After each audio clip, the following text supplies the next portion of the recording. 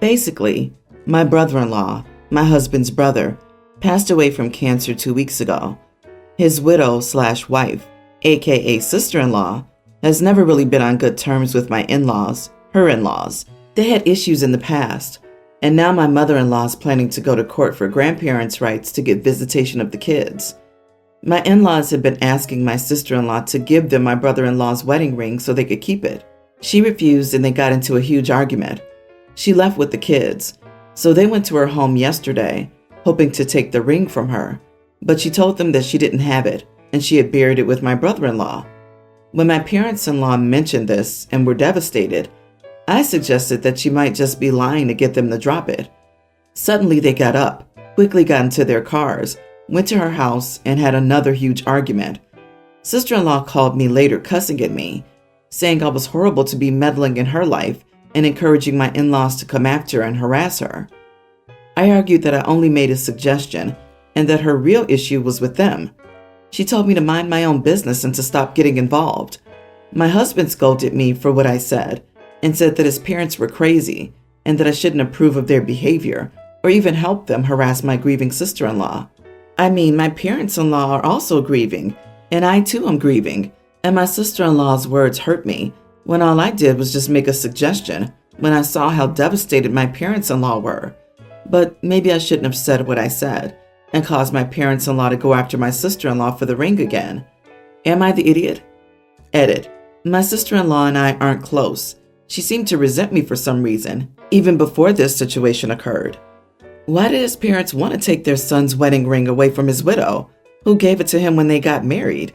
This poor woman barely buried her husband 2 weeks ago, and these vultures of a family are already going after her for grandparents' rights? And OP thinks it's okay because they don't get along? Oh, hey, you lost your husband and the father of your children, and you're grieving, and now having to face being a single mom and learn to navigate life alone, but give me his ring and give me your children. Gee, for the life of me, I just can't see why not. OP seems as delightful as 10 angry-off skunks in a locked bathroom. You're grieving? What in the what?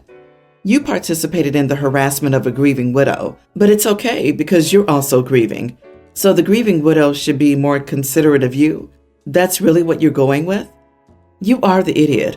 Leave the poor woman alone. And maybe be mindful that if anything were to happen to your husband, this is the same crazy you'll be subjected to. I hope the sister-in-law packs up late one night and runs as far away as she can from them. Heck, I wish we knew who the sister-in-law was. Let's start a GoFundMe for her so she can start a new life away from these idiots. Or get her one heck of an attorney to fight these idiots. OP's husband sounds like the only person in the family with decency and basic social skills. Agreed. I can't imagine why the widow has historically had issues with OP and the in-laws. It doesn't sound like any of them could understand a boundary if given a dictionary with the appropriate entry circled, highlighted, and bookmarked. What a bunch of idiots. Wonder if the mysterious dislike for OP is because the deceased told the wife early on what an awful busybody OP, his brother, married. My brother died 6 years ago. He left behind a wife and 2 daughters. My brother and his wife never had the best marriage, and she was never close to my family. We adored the girls, though, and spent a lot of time with them and my brother when he was alive. After my brother died, we ended up in court to see my nieces because their mom was shacked up with someone days after the funeral, and she decided if we wanted to see them, we needed to take his kid too. I was granted access to the girls and have never passed on this time. She ended up married to another guy within 11 months of my brother's death, with 2 of his kids, and she has 2 kids with him. Her family and his family are not involved in their shared kids' lives. Because of this, the kids have latched on to my family. We do not want to be in their lives, though, so we focus on the girls and try to be kind to the other kids, but not lead them on. Their mom keeps letting them come and acting like we're equally responsible for her other kids. Once she even said that since she didn't divorce my brother, they're his stepkids, and so part of our family. The girls have talked about how weird life is because they're discouraged from talking about their dad at home. They're told they could see their mom's husband as their dad. They're even told they should advocate for their siblings to be included. But neither of them likes that their mom remarried in the way she did, and neither likes her husband. They've expressed jealousy of his other kids, who have no contact with him and don't have to be a part of that household. So the older half-siblings have a birthday party soon, and when I went to pick up the girls, he came out and asked why I wouldn't be at his birthday party, and I told him he should ask his mom to explain. She came out and he asked her, which is when she told him that I needed to be invited. So he turns around and asked me to come. I told him I couldn't make it. He asked why, so I said his mom would need to tell him. I didn't want to drag this out with the kids, so I left with the girls quickly. One was held back by her stepdad, but was coming out as all this happened by my car. I got several messages after, saying I was the idiot for making her answer for my cruelty. I think it would have been worse for me to say anything, but I want others to judge. Am I the idiot? Not the idiot. The kids aren't yours and they aren't your brothers. If they continue trying to force the situation, have your lawyer send a cease and desist. The kids might be innocent, but the parents should not raise them because you're their family. She might also start thinking that she can drop the kids off at your house for babysitting, etc., if you don't put your foot down. By saying the sister-in-law, mom will explain it, you're letting her control the narrative. You shouldn't play this game. Simply explain that you are related to his half-siblings through their dead father, which means that you're their aunt but not his. Explain it straightforwardly so that the kid stops being batted back and forth like an emotional shuttlecock between you and his mother. His mother's an idiot. She's setting the kids for heartbreak. My youngest daughter is a senior in high school. One of her best friends, Lily, had just turned 18 as the school year was starting, and her parents kicked her out of the house that same day. My daughter told me she was sleeping on different friends' couches and talking about dropping out to work a job. So my family took her in so that she could finish school. I just can't imagine a parent kicking their kid out like that. So after we did that, my daughter and Lily decided to have a community barbecue/bake sale to fundraise some money to cover food and housing expenses. It wasn't something I ever asked for, but the girls wanted to do something to contribute to groceries and bills. The girls made flyers and little promos for social media, and they were pretty straightforward about what was going on. They said community barbecue/fundraiser for Lily, and a note from Lily saying, "As you may know, my parents kicked me out of the house and cut off any financial support on my 18th birthday, leaving me homeless with no money or car. The Smiths gave me a home, expecting nothing in return, except that I stay in school and graduate. So I wanted to do something to give back and pay my own way." Anyway, I shared that on social media, and so did the girls and many of their friends at school. The barbecue was a huge success. Almost all of our neighbors, many kids from my daughter's school, and many family and friends came by. The girls raised several $1,000s, which I put in an education fund for Lily, where I'm also putting stuff like the cash she gives me from her job for groceries and stuff like that. I'm planning on surprising her with it closer to graduation. Anyway, Lily's parents are furious. They saw that I posted the flyer on the community Facebook page, and most everyone in town saw it. So I got a call from her dad screaming into the phone at me for slandering their family online, which I felt was such BS. I told him to either buck up and act like a parent ought to, or lose my number. He started yelling on the phone again, so I hung up and blocked his number. Then I got a bunch of calls from another number. It was Lily's mom getting angry at me about how I don't know what she and her husband have been through, and it was trashy of me to be begging the whole town for money for myself and acting like it was their fault. I was like, well, it was your fault. And she got angry and said that she and her husband had given their daughter everything, and she was ungrateful, which I feel is BS because they aren't even giving her a roof over her head. Am I the idiot for letting my daughter and her friend, who was kicked out at 18, host a fundraiser that was very blunt, that it was to raise money after her family kicked her out? Not the idiot. They're just annoyed that they've been called out on their crappy behavior, and now everyone knows about their crappy parenting. They're ashamed and angry that they've been exposed, but they're blaming you instead of reflecting on their own issues. They're not even giving any reason, not a good reason, not a crappy reason, not even a lame excuse to try to cover their own butts. I'd bet good money it's because they know any of the actual reasons why they kicked her out are garbage, and they can't be bothered to come up with a decent lie. They're angry because they know they're in the wrong. They have no excuse. And now the whole neighborhood knows, and they have nothing to say for themselves. Imagine kicking your high schooler out of the house and then getting upset at people trying to help her out. They're probably angry they can't get their hands on the fundraiser money.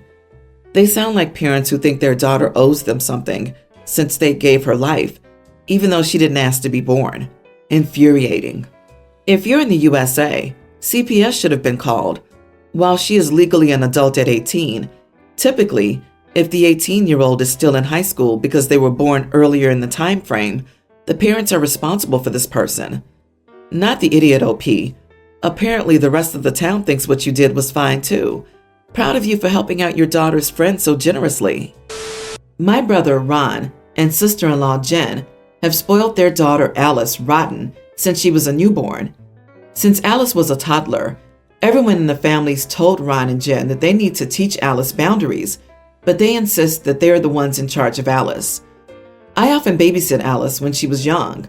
I would tell Ron and Jen that Alice was not behaving, and they would respond by shaming me for not getting Alice exactly what she wanted, or pushing her so hard because I told her to pick up the toy she threw on the floor. Note, Alice was 7 when this happened. Eventually, I refused to babysit Alice, and they insist that I'm being a bad aunt because I was expecting so many adult things from a baby. Ron and Jen did all of Alice's homework and class projects for her. They frantically called me one night because the math tutor canceled and Alice's homework had a pre-calculus question that they weren't sure how to do the work for. I sent them the work for it that one time, but after that, I would refuse to. Alice is now 17 and completely out of control. She screams, curses, and flips off her parents until she gets her own way. She's unlicensed and dented Ron's car several times when stealing it for joyrides. She has stolen both Ron's and Jen's wallets for shopping sprees. They've caught Alice partying, drinking, vaping, and sneaking out to boys' houses. She's gotten even worse since her junior year.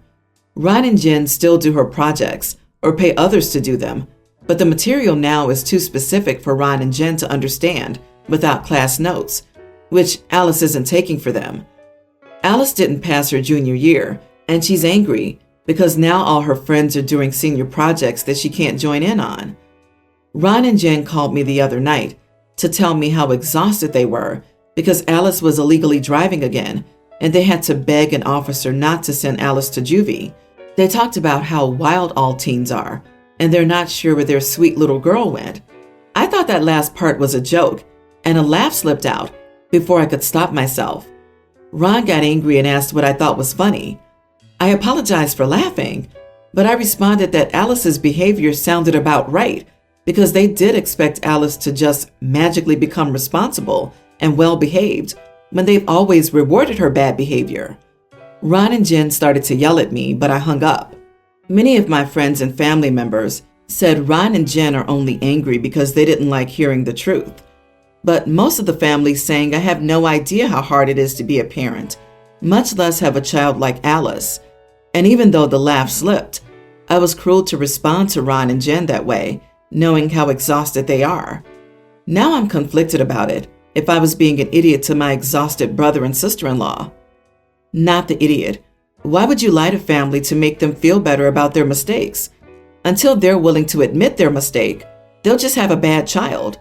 And yes, parenting is indeed hard, but yet most people seem to manage not to raise kids with zero respect, who are literal criminals. That's because overly wet lettuce rots the fastest. They expect to be coddled the way that they coddled their child. Rejecting reality is apparently a family value there.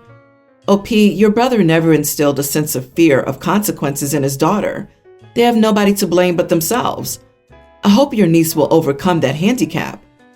A child like Alice is short-term for parents refusing to accept responsibility for their own parenting. Parenting is hard, but the consequences for doing a bad job are off the charts. So you need to just suck it up and do it right. You're not your child's best friend. You're their parents. Your child does not exist to validate you or correct your fallen dreams. They are a whole unique individual who will lead their own adult life one day, separate from you. There's no such thing as a perfect parent. You just need to be good enough. as in good enough not to create an absolute nightmare. I, 29 female, was hosting a party for my mom and stepdad's wedding anniversary, so I flew out my 3 step-siblings and their partners to spend the week in my city, and then we would have the party on the weekend. I and my husband live in a pretty small flat, so there weren't enough rooms for everyone to stay, so we offered for my stepbrother Mark and his partner Fran to stay on our yacht for the week.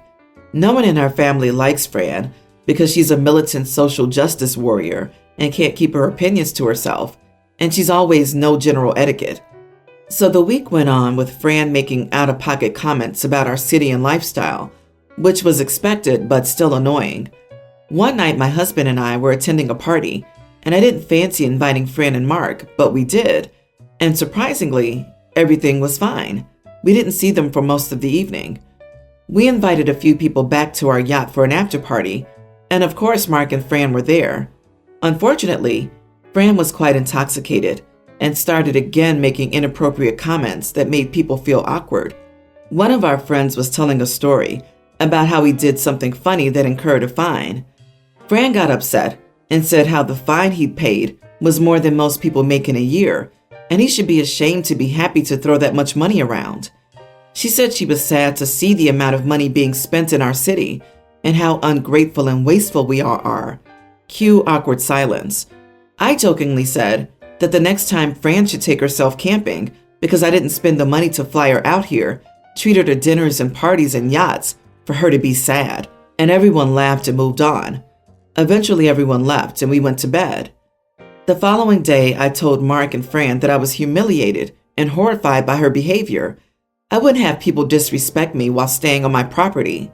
Of course, they were still welcome to come to the party, and the flights home were taken care of, but they couldn't stay on the yacht until the party. I probably would have relented if there had been more genuine remorse from them, but Fran doubled down on her attitude, and I'd had it. After a brief argument, they left and went to stay in a hotel. The party went off without a hitch. We were all keeping the peace for our parents' sake. A few days after they'd gone home, they sent me a bill for their hotel stay, saying that since I'd kicked them off the yacht, I should pay for their expenses. So I sent them a response telling them where they could put their bill. This made the rounds, and my parents are now asking that I pay the bill, as it was a lot of money for them and not for me. And they came on holiday with the expectation that they wouldn't have to budget for accommodation. I said they wouldn't have had to if they'd had an ounce of decency, and that I won't be paying, but my parents are begging me to, so that it doesn't impact Mark and Fran financially. Am I the idiot? Not the idiot. Well, you invited them and accommodated them with the expectation that you wouldn't be inconvenienced or humiliated by their disrespectful, sanctimonious behavior. So they should just learn to live with their disappointment just as you do with yours. Agree. You don't bite the hand that feeds you. OP paid for an entire trip, and Fran wanted to criticize them for it while still reaping the benefits.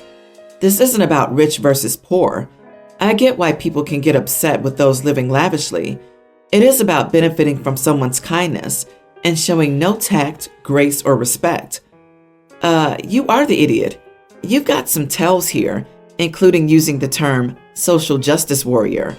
I've never heard anyone say that who went on to be a decent person. You come across as classist and arrogant, and your dismissal of something your friend did that earned a fine equal to many people's annual income as funny? Yeah, given that you wrote this story and are inclined to paint yourself in the best light possible, and you come across as revoltingly intolerable, I'd say you're a giant idiot. I don't even care if your sister-in-law was rude at this point.